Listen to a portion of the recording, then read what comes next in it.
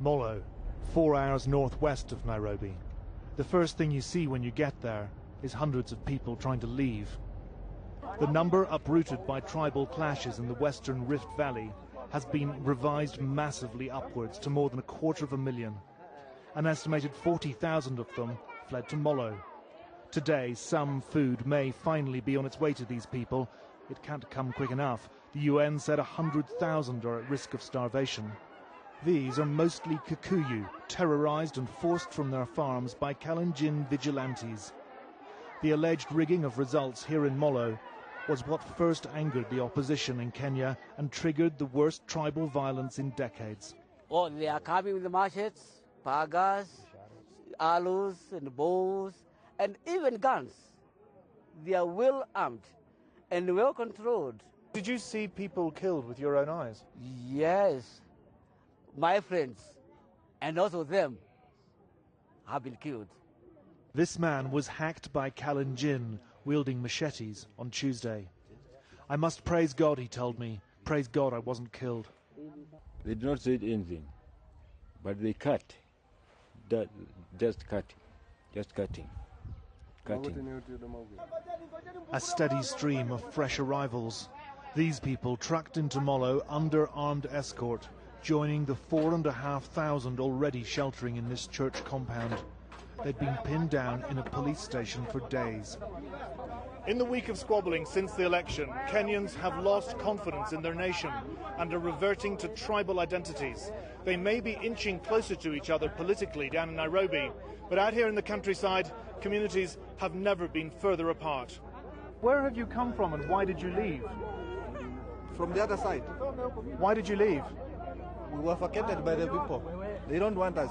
The Kalenjin? The Kalenjin community. You're Kikuyu. The government says Kikuyu are being ethnically cleansed for political reasons, gerrymandering at the point of a panga. We headed up into the hills in the direction the displaced Kikuyu had come from. We picked up an armed escort, paramilitary police, who stopped to assist a woman and child who'd been hiding in the bush at the roadside. These men have become targets themselves. Privately, some admit to division in their ranks. They'd said it was safe as outsiders for us to go on alone into what they said was now Kalenjin territory. The road, empty. Occasional burned vehicles, charred tarmac and shattered glass. Ahead, a tractor load of displaced people also heading into Kalenjin territory. Where are you going? Kalenjin. Why? Where are you from? They'd come from a village just back down the road. It wasn't just the Kikuyu who'd fled from their homes around here.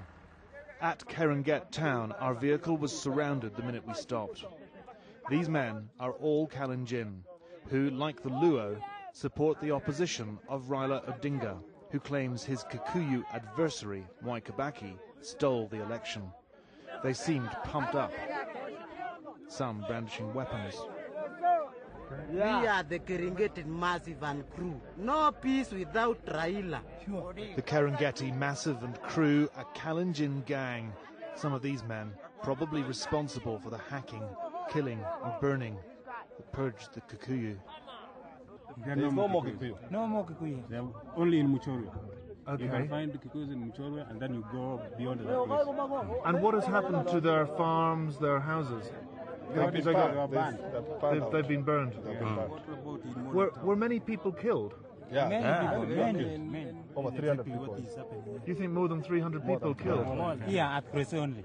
Yeah, at Kreso, it's around 300. In this area here? Yeah, exactly. Because we had heard that in all of Kenya, 300 people have been killed. No. Only over Kenya, only almost 1,000 people. Today, the Kenyan police dramatically increased their estimate of those killed. Nearly 500 nationwide, they say. Other government sources suggest 600, while aid workers say it could go much higher. The tractor had arrived with its homeless Kalenjin, but there's no shortage of newly vacated farms for them to move into. The Kikuyu had made up around 10% of the population up here. That place they are Kikuyus, and we are fearing because this is like a political war, and we are fearing that place, so we have decided to evacuate from that place to come here to seek for refuge. So you lost your homes, you left your homes and brought everything with you? Yeah, they have blown everything there. So They burned everything? Yeah, everything. Everything. Really? Yeah. In Nyota? Yeah, in a place called Nyota. We set out back down the road to find their village, where they said 10 people had been killed. Along the way, small groups of more displaced Kalenjin. Oh, yes. This is what we found. Charred and abandoned shambas or farmsteads. People and animals gone. Silence. Well, this is the village of Nyota, where that tractor load of people you just saw had come from. It's totally deserted now, not a soul around. And what we think happened here is that where once Kikuyu and Kalenjin lived as neighbours, they've now ethnically cleansed each other. First of all, we think the Kikuyu were driven out, their houses burned down, and they all went that way, down to Molo. And then they turned up in a form of organised resistance and drove their former Kalenjin neighbours out that way. Where I'm now standing, this road is a sort of front line now. This is no man's land. The theory is that Kalenjin forced out the Kikuyu because, with them gone, Kibaki would have no hope of winning any rerun of the disputed election.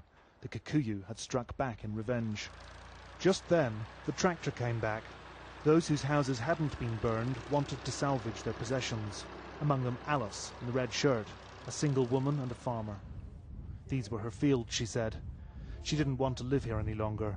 Too many of her neighbours were dead. A picture of Kibaki hung in Alice's room. She admitted she'd voted for him 5 years ago, when he'd seemed like a breath of fresh air. Alice's friends helped move out her furniture. Do you blame Kibaki? Yeah, we are blaming him. Yeah, because the person who we choose is now out. Yeah. So we are blaming him because many people are now suffering. Alice doesn't live here anymore. A Kenyan Democrat and one of the real losers of this disastrous election, which is balkanizing what was one of Africa's most ethnically diverse democracies. It's hard to imagine Alice living here again anytime soon. Jonathan Miller, Channel 4 News, in Kenya's Rift Valley.